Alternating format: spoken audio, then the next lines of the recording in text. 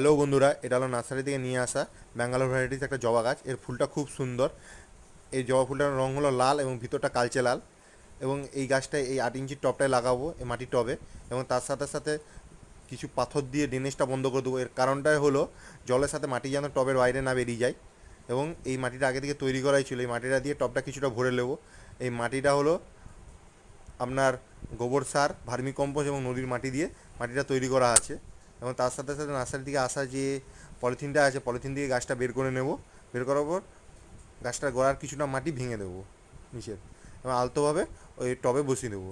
বসিয়ে যে মাটিটা তৈরি করা ছিল সেই মাটিটা গোড়া একটু দিয়ে হাতে করে চেপে দেবো গোড়াটা। এবং তার সাথে সাথে এটা ছাওয়া অঞ্চলে রেখে দেবো এবং একটু জল দিয়ে গাছটা গোড়াটা ভালো করে ভিজিয়ে দেবো।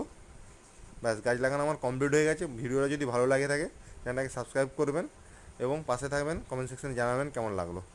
ধন্যবাদ।